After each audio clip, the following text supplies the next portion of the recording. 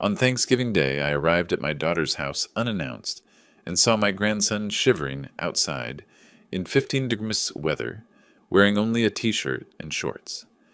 Inside, the whole family was sitting at the holiday table, enjoying turkey and laughing in the warmth. Enraged by their betrayal, I kicked down the door and uttered 6 words that made their faces turn pale. But that was only the beginning of the justice that changed their lives forever. Before we continue, please subscribe to the channel and write in the comments what time it is where you are now. My phone buzzed against the dashboard. A text from my neighbor. Saw police cars at the Hendersons again. Domestic situation. Made me think of you and your family worries. I stared at those words while my old Chevrolet idled in the driveway. The Hendersons. Martha used to worry about their grandson too, back when she was still alive, to worry about anything at all. Now it was just me, and that gnawing feeling in my gut whenever I thought about Leona's marriage. The clock read 2:30 p.m. Time to go. I shifted into reverse and backed out onto Miller Street. Snow had started falling an hour ago, fat flakes that stuck to everything and made the roads treacherous. The radio crackled with weather warnings as I turned onto I-75 south toward Cincinnati. Classical rock station, same one Martha and I always listened to. Led Zeppelin was playing something heavy that matched my mood. The passenger seat held 2 gift bags, one with a new baseball glove for Amos, genuine leather that cost me more than I wanted to spend. The other had comic books, the kind with superheroes he'd been reading since he was 12. Now 18, he probably thought he was too old for them, but I remembered being 18. You're never too old for heroes. Family is all we have left, Martha used to say when she'd catch me grumbling about holiday visits. She'd been right then, and she was right now, even though her voice only existed in my memory. After losing her 6 months ago, every gathering felt precious and fragile. The windshield wipers struggled against the accumulating snow. Other cars crawled along at half the speed limit, hazard lights blinking like nervous fireflies. I kept both hands on the wheel and maintained a steady 40 miles per hour. No point arriving at all if I ended up in a ditch. Exit signs counted down the miles to Cincinnati. I tried calling Leona's house, wanted to let them know I was coming, maybe surprise them less dramatically than just showing up. The phone rang 6 times before going to voicemail. Strange. Usually someone was home on Thanksgiving afternoon. A gas station appeared through the snow, bright fluorescent lights cutting through the gray afternoon like a lighthouse.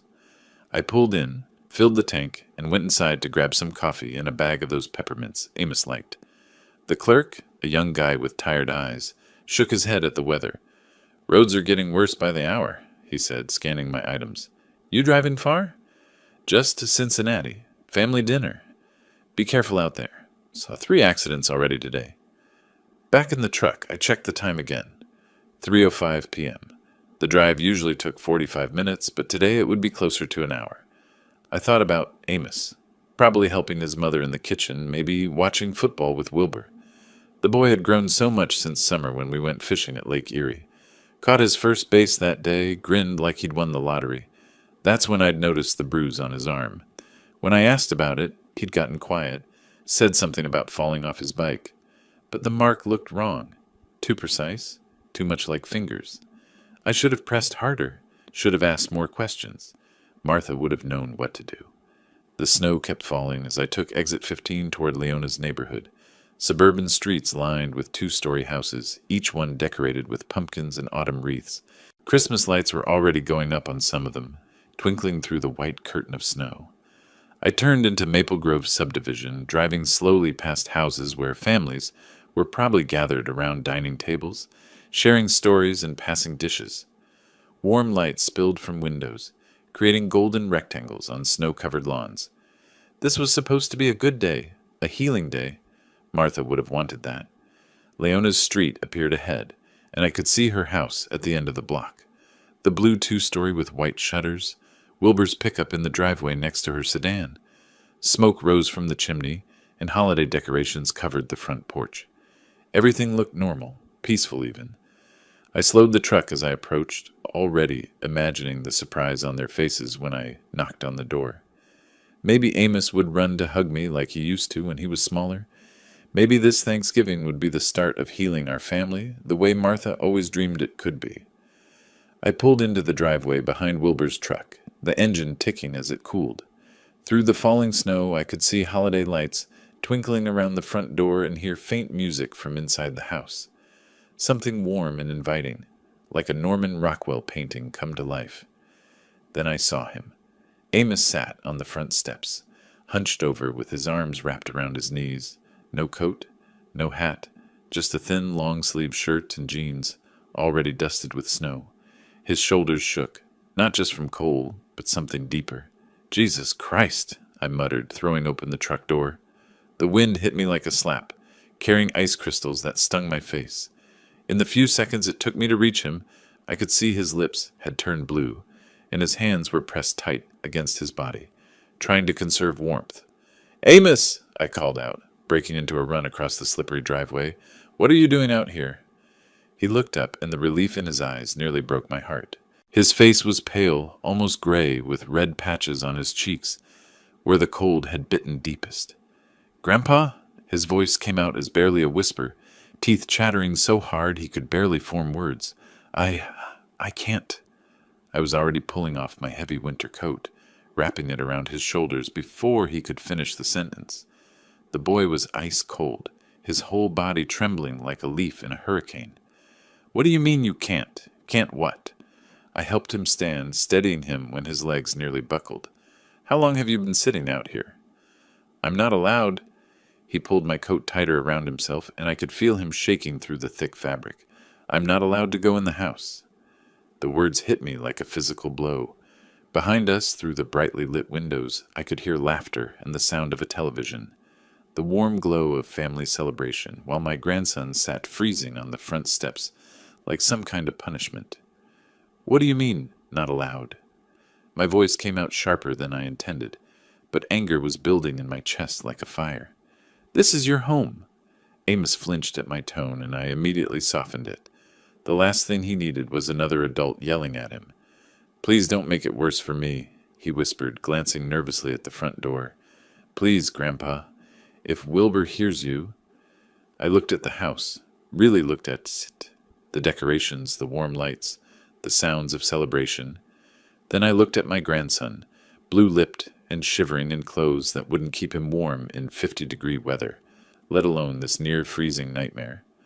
"How long, Amos?" I kept my voice gentle but firm. "How long have you been out here?"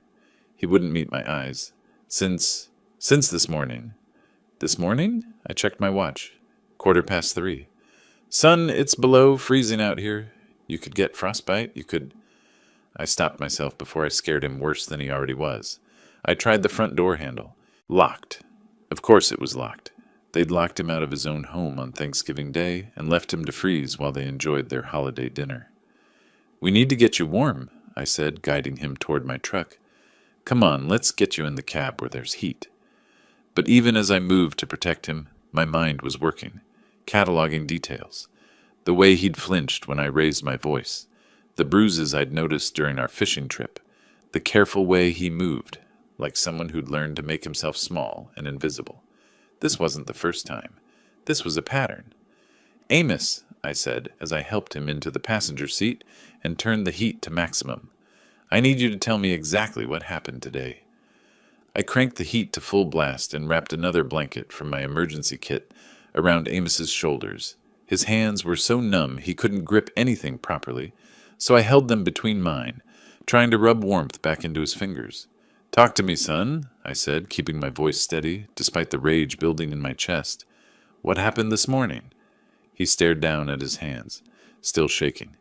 "I was helping Mom with the turkey. She asked me to check on it while she took a shower." His voice was small, ashamed.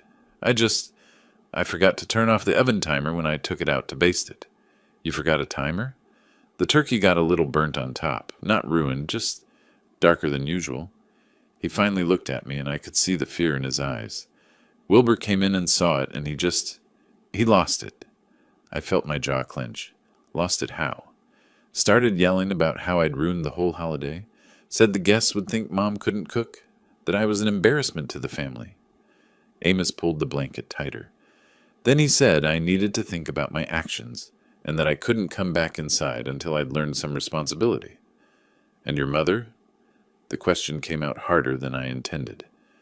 Amos looked away. She tried to say something at first, but Wilbur told her to stay out of it, said this was between him and me. He swallowed hard. She didn't say anything after that. I checked my watch again. 3:20. Amos, what time did this happen? Around 11 this morning. 4.5 hours. 4.5 hours in weather that could kill someone over a slightly burnt turkey that probably tasted just fine. I had to take several deep breaths before I could speak without shouting. Has this happened before?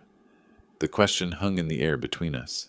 I could see him wrestling with whether to tell me the truth, probably weighing the consequences of honesty against the relief of finally having someone to tell. Sometimes, he whispered, when I mess up. Last month he made me stand in the garage all night because I forgot to take out the trash. And once he locked me in the basement for 2 days because I accidentally broke one of his beer bottles. Each word felt like a punch to my gut.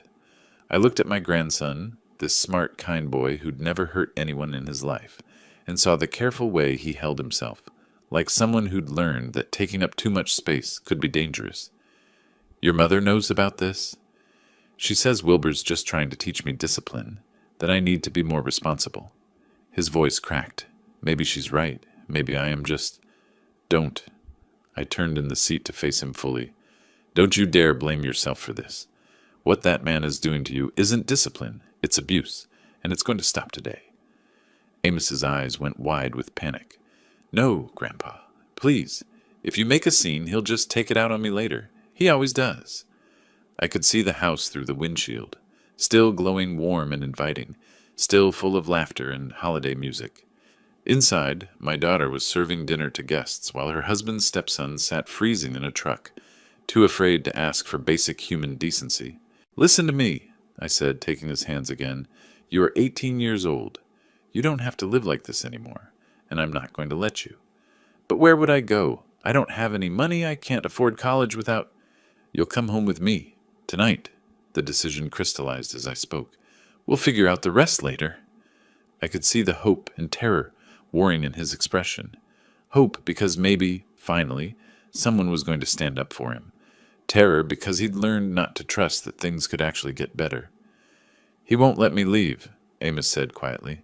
He'll call the police, say I stole something or that you're kidnapping me.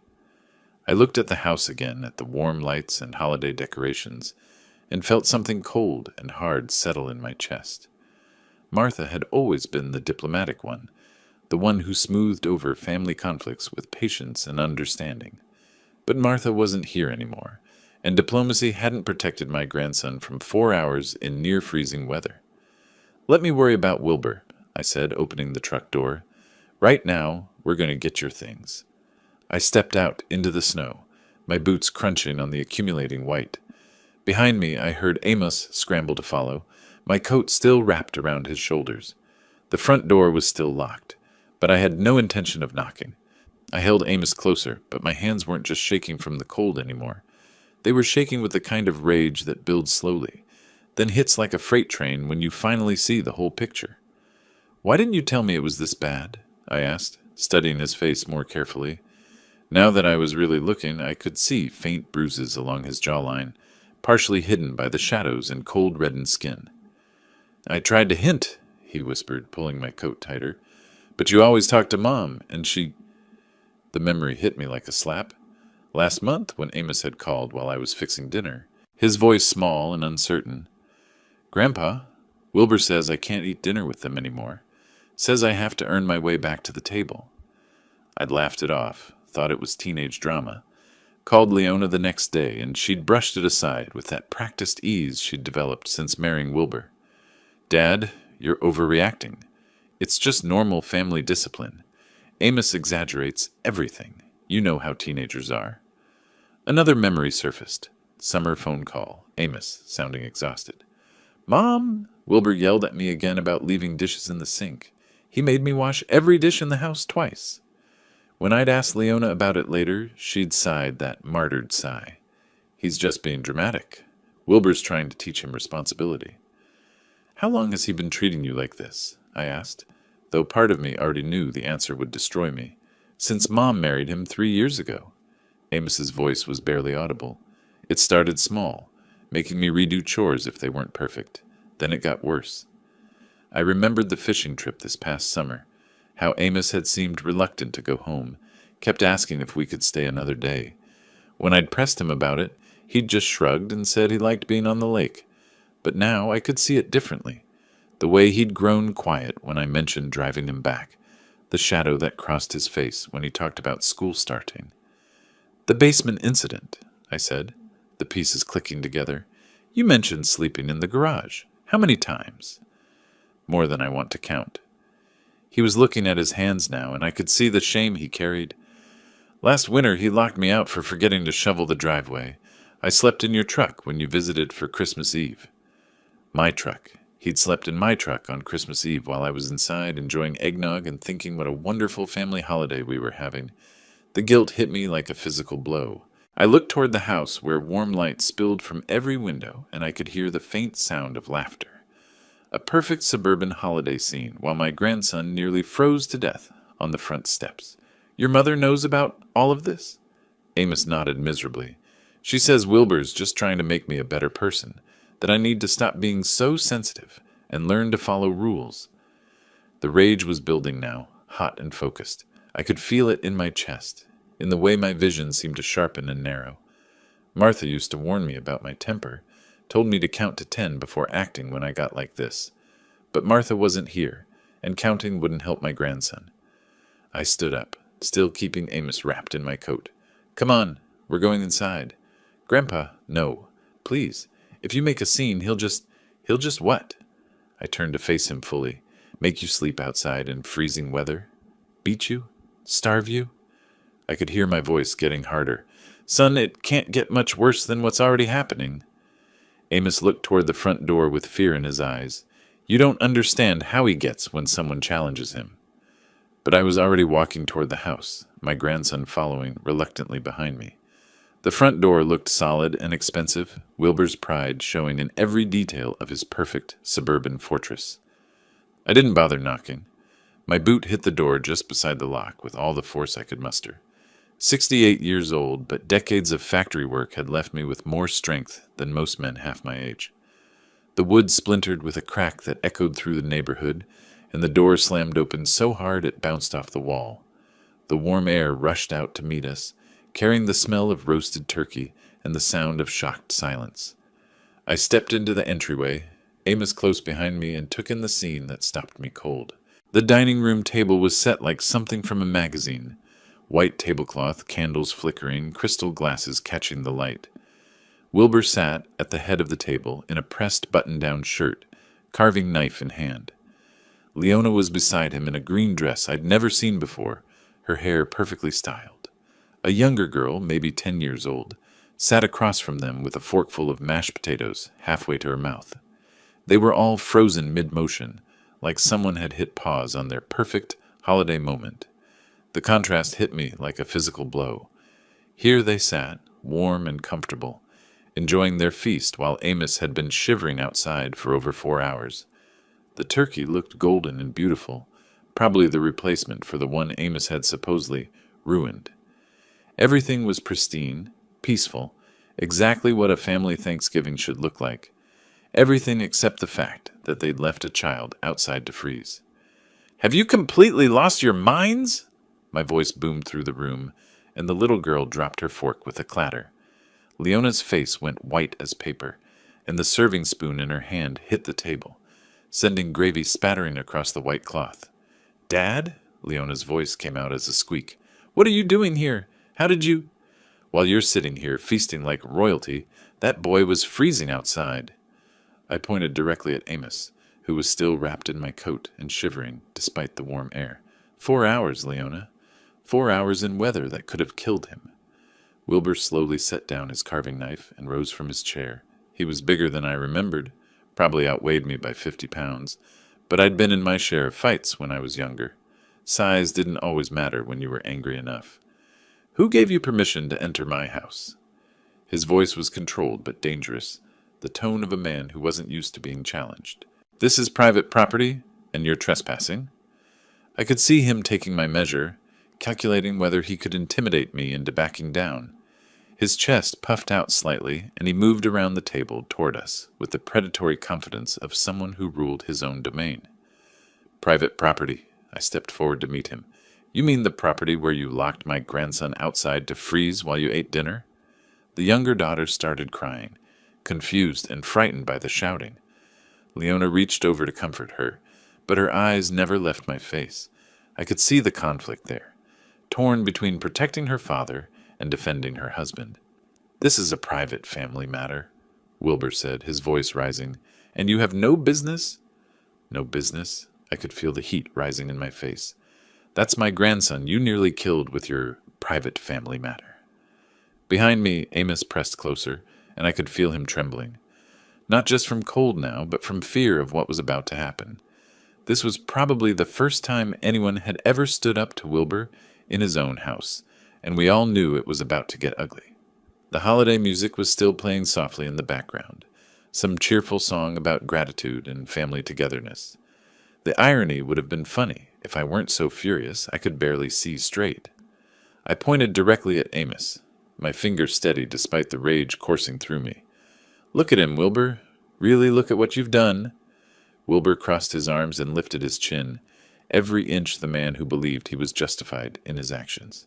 "The boy ruined our holiday. He needed to learn a lesson about responsibility and consequences." "A lesson?" I could barely believe what I was hearing. "You nearly froze a child to death over a slightly burnt turkey." "He's 18, not a child, and this is my house with my rules." Wilbur's voice took on that patronizing tone men use when they think they're being reasonable. "I'm trying to teach him discipline, something his mother obviously failed to do in his first 17 years. Leona flinched at that, but didn't say anything, just sat there in her green dress, looking between us like she was watching a tennis match instead of a fight for her son's welfare. "Discipline?" I stepped closer to the table, close enough to see the grease on Wilbur's plate, the wine stain on his lips. "That's called child abuse, and you're lucky I don't call the police right now." "Child abuse." Wilbur actually laughed, a cold sound that made my skin crawl. "He forgot to turn off a timer and ruined a $20 turkey. I sent him outside to think about his actions. That's not abuse. That's parenting. For 4 hours, in 5-degree weather. He's being dramatic, just like always." Wilbur waved his hand dismissively, like he was shooing away a fly. "Look at him. He's fine. A little cold never hurt anyone." I looked at Amos, still wrapped in my coat, his lips blue and his whole body shaking. Fine? This man thought hypothermia was fine. "Dad, please," Leona finally spoke up, her voice shaky. "Don't ruin our holiday. We can discuss this later, as a family." "Ruin your holiday?" I turned to stare at my daughter. "Your son was sitting outside freezing while you ate dinner, and you're worried about me ruining your holiday." She looked down at her plate, unable to meet my eyes. Wilbur was he was trying to teach Amos responsibility. Sometimes boys need firm guidance. "Firm guidance?" My voice cracked with disbelief. "Leona, when you were 18 and you dented my truck, did I lock you outside in a blizzard? When you failed your math test, did I make you sleep in the garage?" "That's different," she whispered. "How? How is it different?" Wilbur stepped between us, his face red with anger. "Because this is my house, and Amos is not my biological son. I have every right to discipline him as I see fit." There it was. The truth finally out in the open. Amos wasn't his blood, so Amos didn't matter. The boy was nothing more than an inconvenience to be controlled and punished. "You have 30 seconds to apologize to my grandson," I said, my voice deadly quiet. 30 seconds to show some basic human decency. Wilbur's laugh was even colder this time. "I don't owe that boy anything. If he doesn't like my rules, he can find somewhere else to live." The little girl was crying harder now, and Leona was making shushing noises, but I could barely hear them. All I could see was Wilbur's smug face. All I could think about was Amos sitting on those steps for 4 hours, believing he deserved it. Somewhere else to live? I stepped even closer, close enough to smell the wine on Wilbur's breath. "You're right about that. He is going somewhere else to live." I reached into my jacket pocket and pulled out my cell phone, my thumb hovering over the keypad. The movement was deliberate. slow enough for everyone in the room to understand exactly what I was considering. Wilbur's face changed when he saw the phone. The smug confidence cracked just slightly around the edges. "Either you apologize to my grandson right now," I said, my voice deadly calm, "or I call Child Protective Services and report this abuse." "You wouldn't dare." Wilbur stepped closer, trying to use his size to intimidate me. But I'd faced down bigger men than him in my day, and I wasn't backing down from anyone who hurt my family. "Try me." I started dialing the first number. "I've got plenty to tell them about leaving an 18-year-old outside in freezing weather for 4 hours. Behind me, Amos gripped my arm. I could feel him trembling, but not from cold anymore. This was fear of a different kind, the terror of someone who'd learned that standing up only made things worse. "Dad, please!" Leona finally moved, stepping between us with her hands raised like she was trying to stop a bar fight. "Don't destroy our family over this." "I'm not destroying anything." I kept my eyes locked on Wilbur. He did that when he decided to abuse my grandson. "Abuse?" Wilbur's laugh was harsh and bitter. "I was teaching him responsibility, something his weak mother never bothered to do." Leona flinched like he'd slapped her, but she didn't defend herself, just stood there taking it, the way she probably always did. "Get out of my house, old man," Wilbur continued, his voice rising. "You have no authority here. Amos is my responsibility, now." "Your responsibility?" I looked around the perfect dining room, the crystal glasses, the fine china, the holiday centerpiece, then back at my grandson's bruised face. "Is this how you handle responsibility? Locking children outside to freeze?" The younger daughter was crying harder now, confused and frightened by the shouting. Leona moved to comfort her, but kept glancing between me and Wilbur like she was watching a tennis match where someone might die. "He's not a child. He's 18, Wilbur said, straightening his shoulders. "And in my house, adults who can't follow simple instructions face adult consequences." Adult consequences for forgetting to turn off a timer. Adult consequences for being careless and destructive. For ruining our holiday and embarrassing this family in front of our guests. Wilbur gestured toward the empty chairs where other family members had obviously been sitting before I arrived. Everyone had to leave because of the scene he caused. I looked at those empty chairs and felt another piece of the puzzle click into place. They'd had guests. People had been here, eating dinner and socializing while Amos sat outside freezing, and none of them had questioned it. None of them had said a word. "Grandpa, let's just go," Amos whispered behind me. "Please, I don't want to cause any more problems." The defeat in his voice broke something inside me. This boy, this smart, kind young man, had been beaten down so thoroughly that he thought he was the problem, that he was causing trouble by asking for basic human decency. "You're not causing problems, son," I said, loud enough for everyone to hear. "You never were." I turned back to Wilbur, my decision crystallizing like ice in my veins. "You have 30 seconds to apologize to my grandson for what you did today." "I'm not apologizing for anything."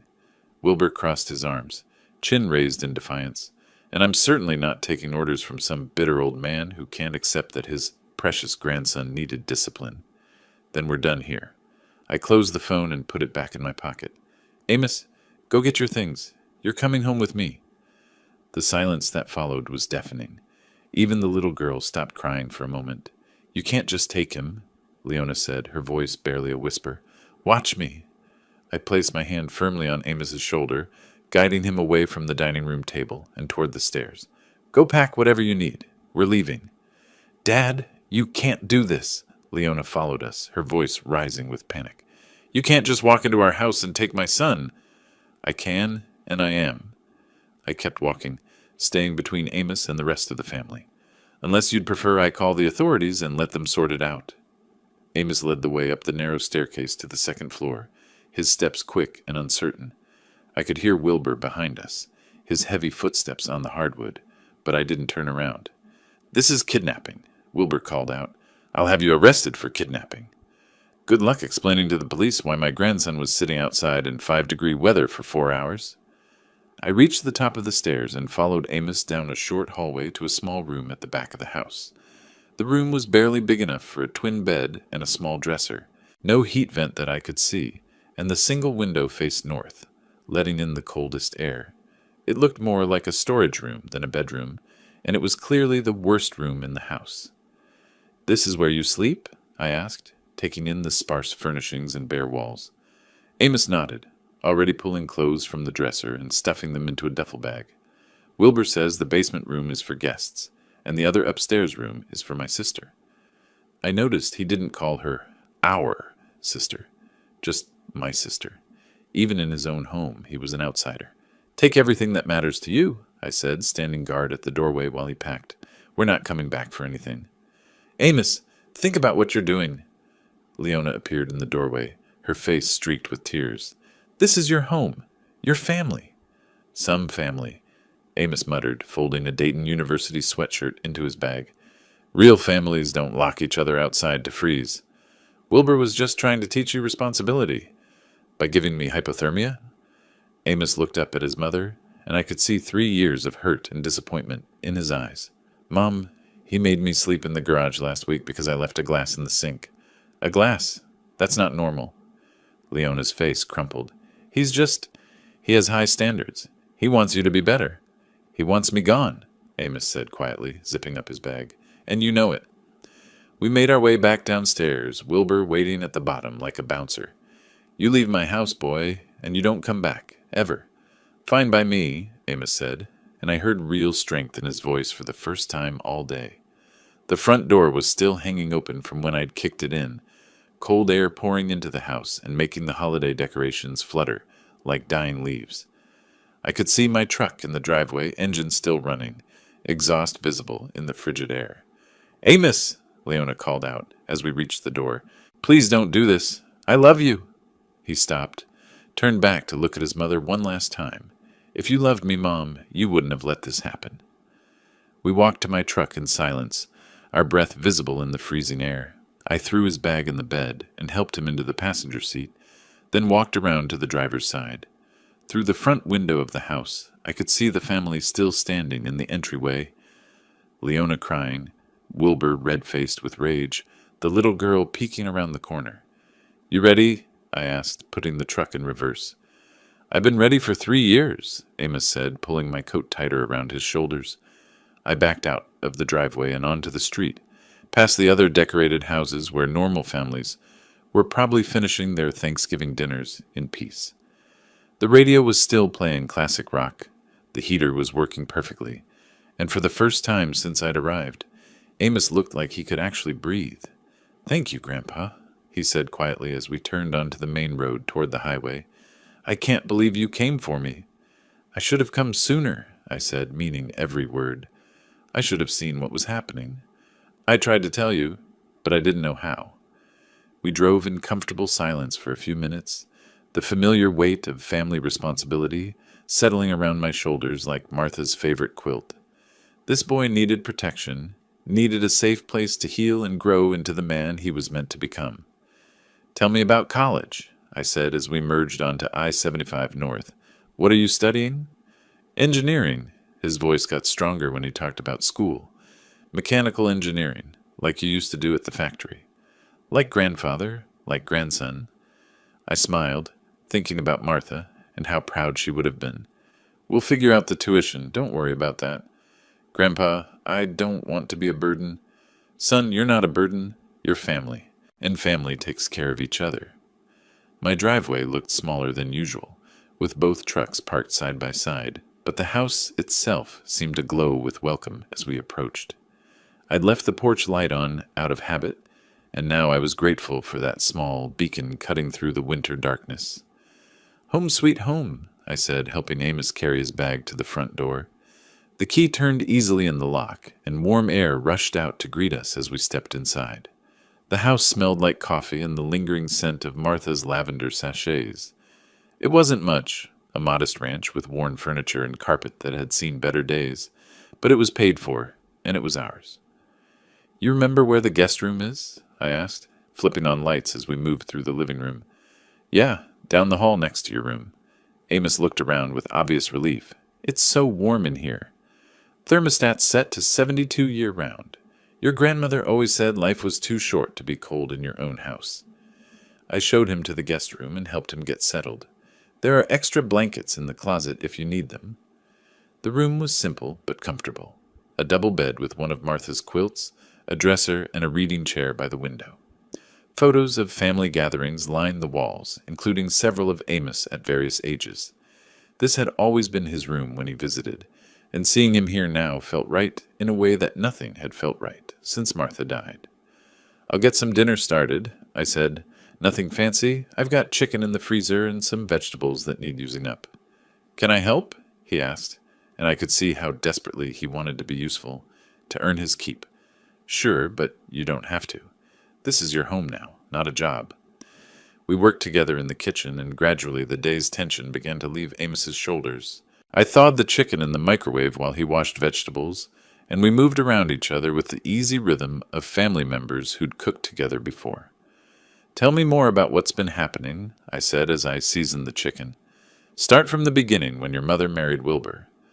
Amos was quiet for a long moment, clearly trying to decide how much to share.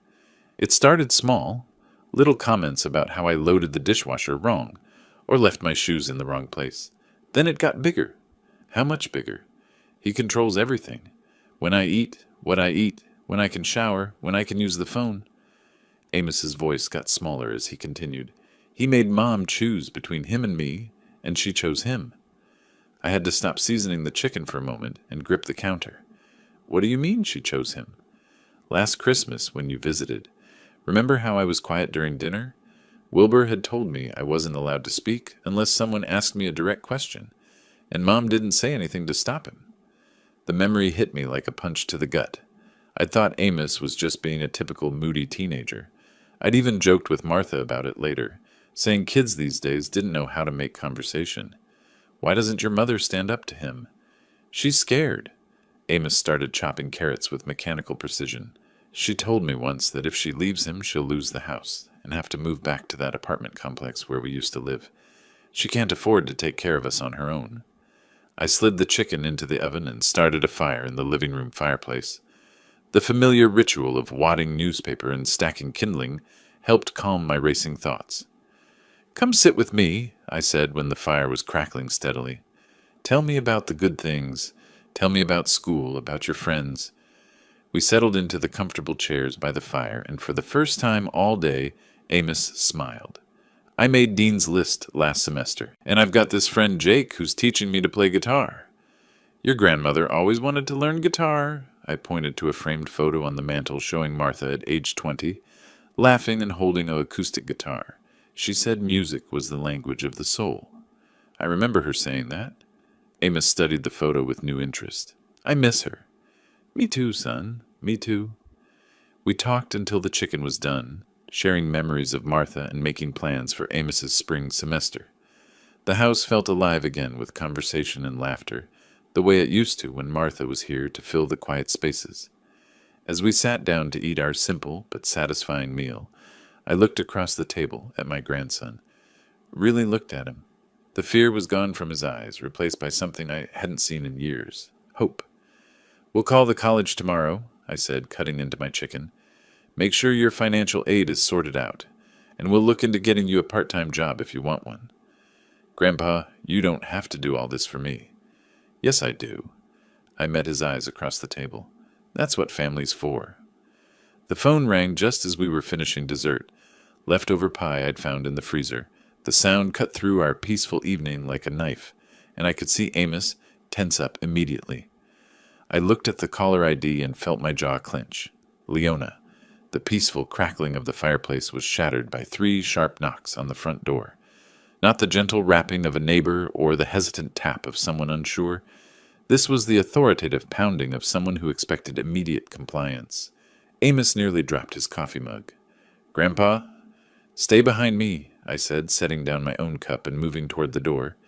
The knocking came again, more insistent this time, accompanied by the sound of multiple voices on my front porch. I flipped on the porch light and looked through the peephole. 2 uniformed police officers stood on my doorstep, and behind them, like predators waiting for their moment to strike, were Wilbur and Leona. "Mr. Burke," the lead officer called out. "Police, we need to speak with you."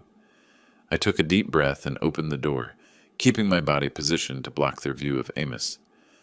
What can I do for you, officers? Wilbur immediately stepped forward, pointing an accusatory finger at me. Officer, this man kidnapped my stepson. He broke into our house and took the boy without permission. The lead officer, a middle-aged man with tired eyes, held up his hand to quiet Wilbur. Sir, we need to sort out this situation. Mr. Burke, is there a young man named Amos Green on these premises? Yes, I said simply. My grandson is here. He kidnapped him, Wilbur's voice rose dramatically. Broke down our door like some kind of criminal and dragged the boy away from his family. Is the young man here voluntarily? The second officer asked, pulling out a notepad. Before I could answer, Amos appeared beside me, still wrapped in the blanket from the couch. His voice was quiet but clear. I want to stay with my grandpa. Wilbur's face flushed red. See? He's been filling the boy's head with lies, turning him against his own family. What lies? I stepped forward slightly. The truth about how you left him outside in freezing weather for 4 hours. The truth about how you've been abusing him for 3 years. Abuse? Wilbur laughed, but it sounded forced. I was teaching him responsibility. The boy ruined our entire Thanksgiving dinner and needed to learn there are consequences for his actions. The first officer looked between us with the weary expression of someone who'd broken up too many family disputes. Mr. Burke, we're going to need everyone to come inside so we can discuss this properly. I stepped back reluctantly, allowing the officers to enter my living room. Wilbur followed immediately, Leona trailing behind him with her eyes fixed on the floor. She looked smaller somehow, diminished, like a woman who'd finally realized the true cost of the choices she'd made. Now then, the officer said, taking out his notepad, let's start from the beginning. Mr. Green, you claim this man kidnapped your stepson? Absolutely. Wilbur straightened his shoulders, putting on what I recognized as his reasonable authority figure performance. I came home from work to find my front door broken and Amos gone. When I called around, neighbors said they saw an older man forcing the boy into a truck. Forcing? I couldn't keep the disbelief out of my voice. Officer, I rescued my grandson from child abuse. That's what he keeps saying, Wilbur said, shaking his head sadly. But the truth is, he's never approved of my marriage to his daughter. He's been looking for any excuse to cause trouble. The officer turned to Amos, who was standing close enough to me that I could feel him trembling.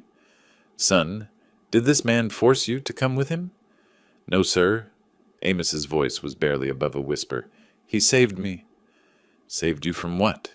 Amos glanced nervously at Wilbur, then back at the officer. From freezing to death on the front porch. The second officer looked up from his notepad. Explain that. I accidentally burned the turkey this morning. Wilbur made me sit outside in the cold to think about my actions. I was out there for over 4 hours in 5-degree weather. He's exaggerating, Wilbur said quickly. It was maybe an hour, and he was dressed warmly.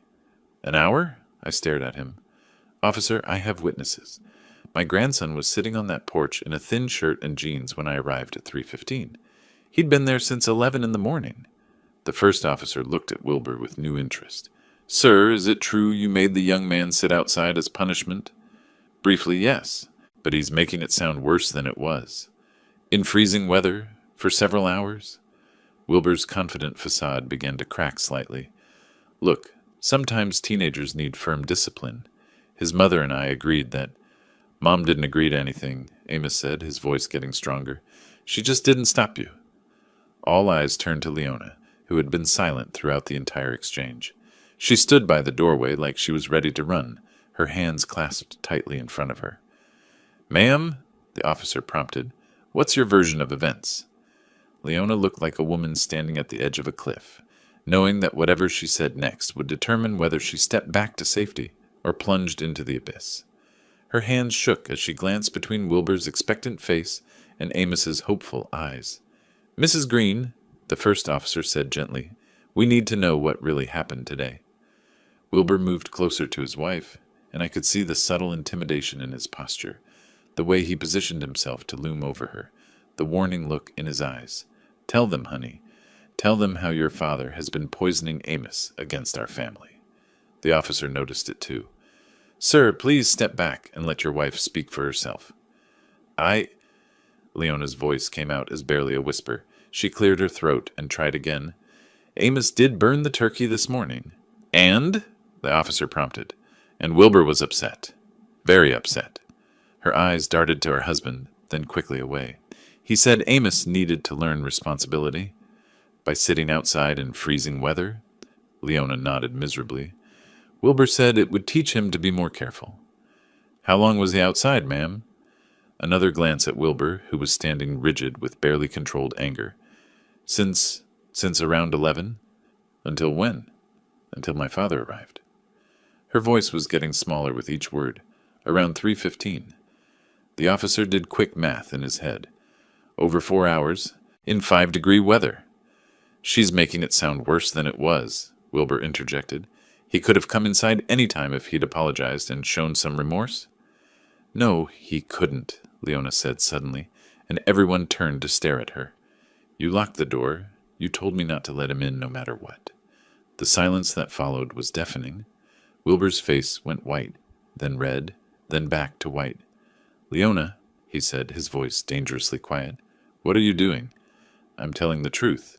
She looked at Amos, and I could see tears starting to form in her eyes. For once in 3 years, I'm telling the truth. The officer leaned forward slightly.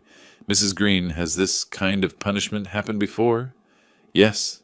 The word came out in a rush, like she'd been holding it back for years. He's made Amos sleep in the garage, in the basement. He's locked him out of the house overnight. Her voice grew stronger with each confession. He controls when Amos can eat, when he can shower, when he can speak at the dinner table. Leona, shut up. Wilbur's mask finally slipped completely. You have no idea what you're doing. You'll destroy everything we've built. What we've built? She turned on him with sudden fury. What have we built except fear and misery? Look at my son. Look what you've done to him. I watched Amos's face transform as his mother finally stood up for him. 3 years of doubt and self-blame seemed to melt away as he realized that someone else could see the truth of what he'd endured. The first officer stood up and moved toward Wilbur. Sir, I'm going to need you to turn around and put your hands behind your back. This is ridiculous. Wilbur backed toward the door. You're going to arrest me based on the word of a bitter old man and his delusional daughter?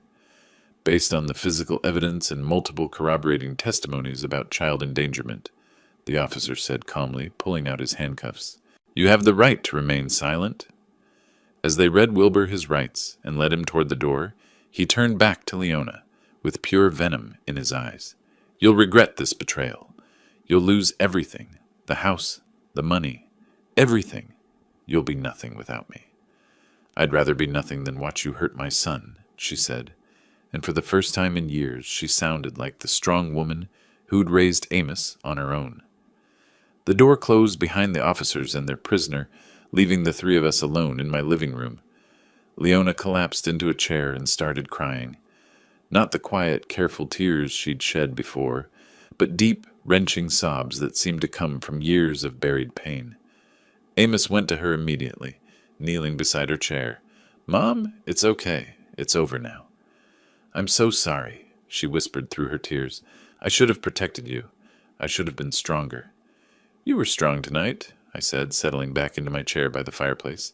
When it mattered most, you chose your son over your husband. That took real courage. The fire crackled peacefully in the grate, and for the first time in months, my house felt like a real home again, not just because my family was safe, but because the truth had finally been spoken, and justice was being served. Amos looked up at me from where he knelt beside his mother's chair. What happens now, Grandpa? Now we heal, I said simply. We take our time, and we heal. 4 months later, the morning sun streamed through my kitchen window as Leona flipped pancakes on the griddle, and Amos sat at the table, reviewing his acceptance letter from Ohio State's engineering program. Full scholarship, he said for the 10th time that week, still not quite believing it. They're actually paying me to go to school. That's what happens when you're brilliant and work hard, Leona said, sliding a stack of pancakes onto his plate. She looked different now, stronger, more confident. The part-time job at the local library had given her independence she'd never had before, and the divorce settlement had provided enough money for her to start over. Your grandmother would have been so proud, I said, settling into my chair with my coffee. The kitchen felt alive in a way it hadn't since Martha died. full of conversation and laughter and the comfortable chaos of a real family. Leona had moved in permanently after Wilbur's conviction. The guest room had become her space, and we'd converted the basement into a proper bedroom for Amos. Not a punishment cell like at Wilbur's house, but a comfortable retreat with good heating and windows that actually opened. "Dad, are you sure you don't mind us staying here indefinitely?" Leona asked, joining us at the table. "I know you're used to your independence." "Independence is overrated," I said, meaning every word. "Family is what matters. Besides, who else is going to make sure Amos doesn't burn down the kitchen when he tries to cook?" "That was one time," Amos protested, laughing, "and the fire was very small." The phone rang and Leona answered it. "Burke residence." "Oh, hi, Jake." Yes, he's here." "Guitar practice at 4? Sure, I'll tell him." She hung up and turned to Amos. "Your friend Jake wants to know if you're still planning to practice for the talent show." "The talent show?" I raised an eyebrow. "You didn't tell me about any talent show." Amos grinned, looking more like the confident young man he was supposed to be. "It's nothing big. Jake and I are doing an acoustic set. Couple of classic rock songs you'd probably recognize. I'll be in the front row," I promised. After breakfast, I found Leona in the living room, arranging new family photos on the mantel alongside the pictures of Martha. There was one from Amos's high school graduation that we'd missed because of the Wilbur situation, one from our fishing trip last month, and one from Christmas morning, our first real family Christmas in years. "Any word from Wilbur?" I asked, though I wasn't sure I wanted to know. "His lawyer called yesterday. The anger management therapy is going well, apparently, but he lost his job at the supermarket." She shrugged, not looking particularly sympathetic. "He's moving back to Cleveland to live with his sister." "Good. The farther away, the better." "I feel sorry for him sometimes," she admitted, "but then I remember what he did to Amos, and the feeling passes pretty quickly."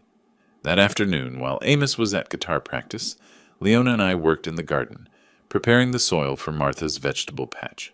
Spring was coming early this year, and there was something hopeful about planting seeds and planning for growth. "Dad," Leona said, pulling weeds with focused determination, "I need to thank you again for what you did. If you hadn't come that day—" "You don't need to thank me," I said, turning over a stubborn clump of earth. "I was just doing what any grandfather would do." "No, you weren't. You risked everything to save him. You could have been arrested, charged with kidnapping. But I wasn't. Truth has a way of winning out in the end." She smiled, wiping dirt from her hands. "Martha used to say that. She was a smart woman. Smarter than me, anyway." That evening we settled into our routine. Dinner together, followed by whatever game show or movie happened to be on television. It wasn't exciting or glamorous, but it was exactly what we all needed. Predictable, peaceful, safe. Amos had his guitar out, quietly practicing in the corner, while Leona worked on a crossword puzzle and I read the newspaper. Normal family activities that had seemed impossible just a few months ago. "Grandpa," Amos said during a commercial break, "I've been thinking about changing my major." "From engineering to what?" "Social work, maybe counseling." He set down his guitar and looked at me seriously. "I want to help other kids who are going through what I went through." I felt a surge of pride so strong it almost took my breath away. This young man, who had every right to be bitter and angry, wanted to use his experience to help others. "That's a fine goal," I said. "Your grandmother always said the best way to heal from pain is to help others avoid it." Did she really say that? She did, along with about 1,000 other pieces of wisdom I should have listened to more carefully. As the evening wore on and Leona dozed in her chair, Amos and I stepped out onto the back porch to look at the stars. The night was clear and cold, but nothing like that terrible Thanksgiving when I'd found him freezing on Wilbur's doorstep. "Ready for fishing season to open?" I asked. "Can't wait. Think we'll catch anything bigger than last year?" "With your luck, probably catch a whale." We stood in comfortable silence, 2 generations of Burke-men who'd found their way back to each other through crisis and truth. In a few months, Amos would head off to college, and eventually he'd build his own life and family. But the foundation was solid now, built on honesty and protection and the kind of love that doesn't ask for anything in return. "Grandpa?" Amos said as we headed back inside. "Yeah?" "Thank you for coming to get me." "Thank you for being worth saving." The house was warm and bright as we locked up for the night. 3 people who'd learned that family isn't just about blood. It's about showing up when it matters most, telling the truth even when it's hard, and protecting the people you love no matter what the cost. Martha would have been proud of all of us. If you like this story, please like this video, subscribe to the channel, and share your impressions of this story in the comments. To listen to the next story, click on the box on the left. Thank you for watching,